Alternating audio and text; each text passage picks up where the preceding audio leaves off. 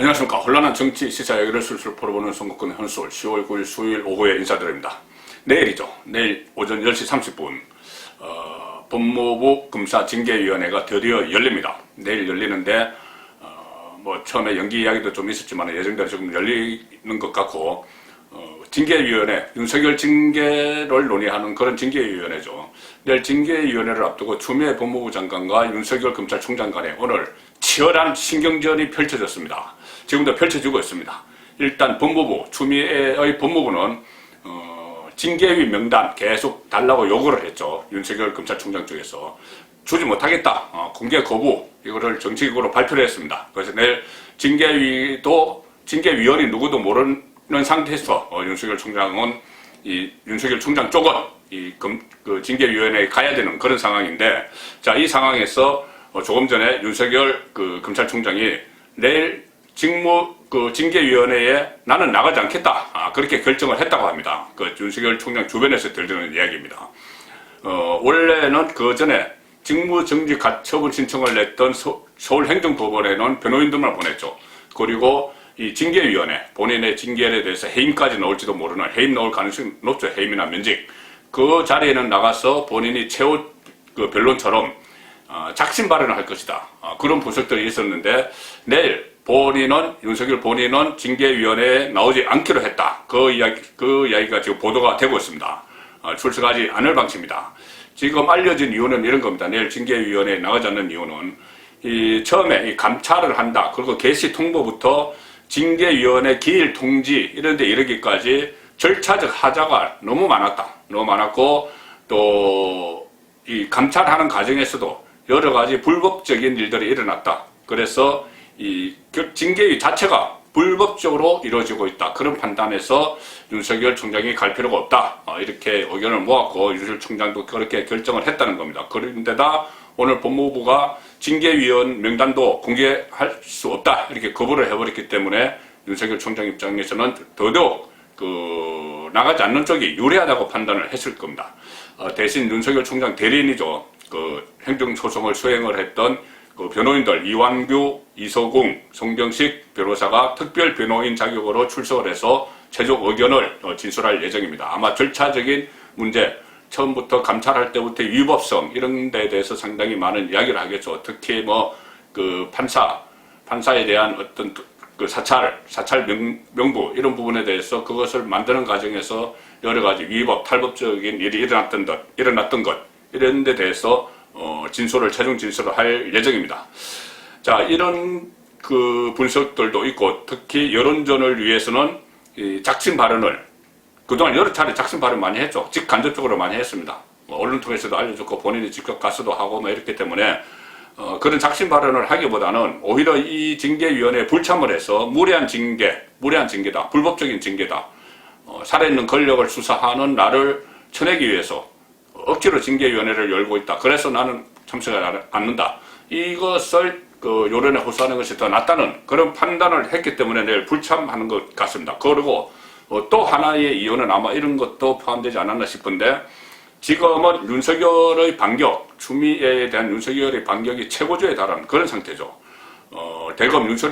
윤석열의 대검이, 윤석열 검찰총장이 이끄는 대검 차장 조난관도 그렇고, 이 대검 쪽에서 윤석열 감찰 과정의 불법성 이거를 놓고 대검 안의 또 서울중앙지검 안의 추미애 사단, 그리고 법무부 안의 추미애 사단, 어떻게 보면은 그 꼭대기에 있는 또 추미애를 직접 겨냥해서 대검이 수사태세로 전환을 한 이런 상황이기 때문에 윤석열 총장 본인은 좀 호흡을 가다들으면서 숨고르기를 하는 단계로 접어드는 것 아닌가. 내일 징계위가 열리지만은 어쨌든 그 징계위를 앞두고는 또 징계위에 직접 출석하지 않으면서 일단은 그 사태를 한번 감망을 쭉 한번 해보는 그런 상황이 아닌가 싶습니다. 내일 징계위가 어떤 수위로 결정이 나올지, 또는 그 징계가 결정이 좀 늦어질지, 그런 부분도 아마 내일 감망을 하기 위해서 지금 이런 시간을 갖는 그런 모습을 보이고 있습니다. 그리고 윤석열 총장이 그런 판단을 하게 된 계기가 아마 오늘 발표된 각종 여론조사 결과 때문일지도 모릅니다. 여론에서 본인이 절대 우세하다, 이런 판단을 할 수 있는 그런 여론조사 결과가 오늘 쏟아져 나왔습니다. 자, 일단 그 한길리서치 조사, 한길리서치, 그 전에 윤석열 지지율 1위 통계를 냈던 그 여론조사에서죠. 한길리서치가 이런 질문을 했습니다. 오늘 발표됐는데, 추미애 법무장관이 윤석열 검찰총장의 징계를 진행하는 것에 대해서 어떻게 생각하는가? 이렇게 물었습니다. 추미애가 윤석열 징계를 추진을 하는데 어떻게 생각하는가? 단도 직접적으로 물어본 것이죠. 1,200명에게 그렇게 물었는데, 그거 반대한다. 잘못된 거다. 이런 의견이 절반을 넘었었습니다. 54.0%, 절반 이상이 그 징계는 잘못된 거다. 반대한다. 이런 의견을 냈습니다. 적극 반대한다가 43.8%나 됐고, 다소 반대가 10.2%, 적극적으로 반대한다는 것도 43.8%가 됐습니다. 그런데 반면에 찬성한다, 징계에 찬성한다, 잘한다, 이것은 37.6%에 머물렀습니다. 그러니까 54.0 대 37.6, 거의 과반수 이상이 그 징계 잘못된 거라는 그 여론이 있기 때문에 윤석열에게는 상당히 힘이 되고 있는 상황이죠. 이 지역별로 봐도 호남을 제외한 모든 지역에서 이 징계가 잘못됐다는 의견이 우세했습니다.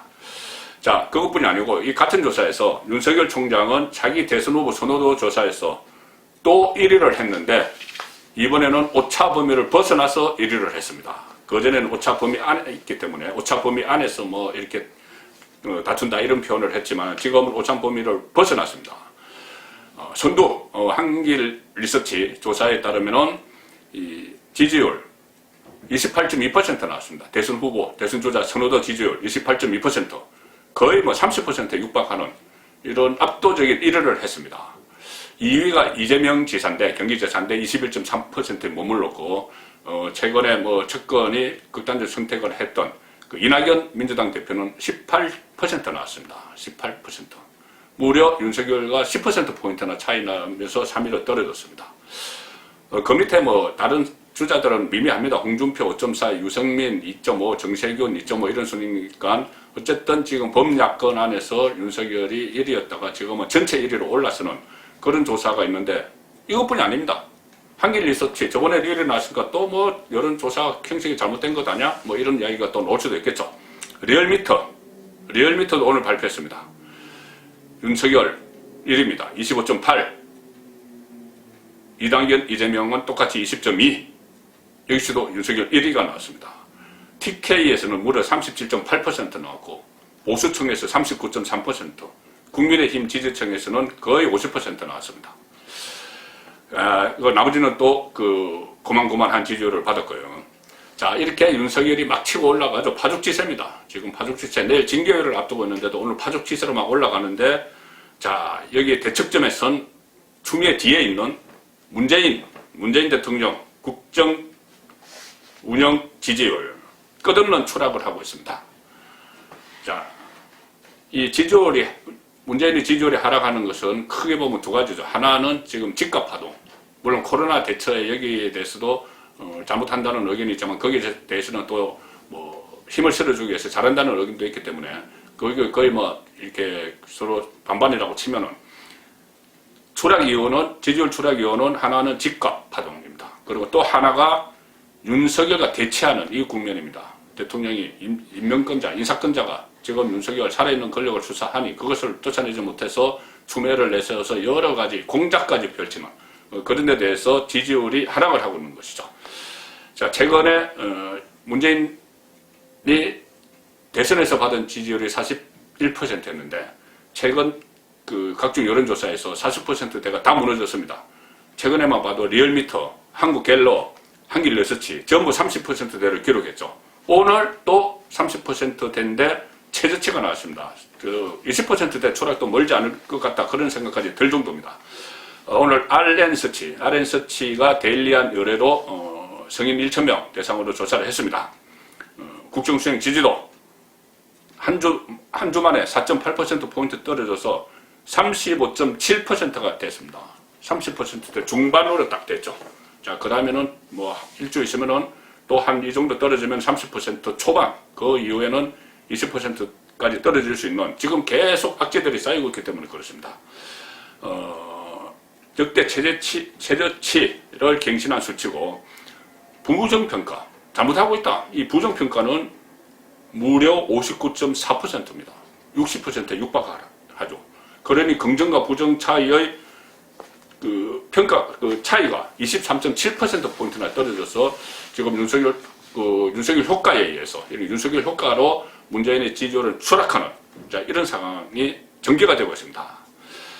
자, 그런데 이 상황이 어디까지 갈 것이냐? 윤석열 총장에게도 경계할 부분이 지금 생기고 있죠. 오늘 지금 국회에서 대치 중인 공수처법입니다. 공수처법이 필리버스터가 끝나고 나면은 오늘 자정해서 내일 새벽에 처리가 될 텐데, 그러면은 연말까지 공수처장을 다 임명을 하고 공수처를 본격적으로 출범시킨다. 이게 문재인 정권의 계획입니다. 그렇게 되면은 최강욱이 이야기했던 대로 당장 공수처 수사 대상 1호가 윤석열이 될 가능성이 높습니다. 윤석열과 그 가족들. 그렇게 되면은 윤석열은 또 새로운 위협에 빠지게 되죠. 오늘 박민식 전 국민의힘 의원이라고 있죠. 검사 출신인데 이런 글을 SNS에 올렸습니다. 공수처의 1호 수사 대상은 윤석열과 검사들이다. 결국 윤석열을 찍어낼 거다. 공수처의 임무가 정권 보위인데 가장 위협적인 윤석열을 가만둘 리 없다. 그러면서 억지 수사를 통해 윤석열을 감옥에 보낼 것이다. 이런 예측을 했습니다. 자, 파죽지세의 윤석열. 지금 하나 또 새로 등장한 공수처의 난간도 넘고 김민석 의원이 박민식 전 의원이 이야기한 대로 감옥에 갈까? 아니면 대권으로 갈까?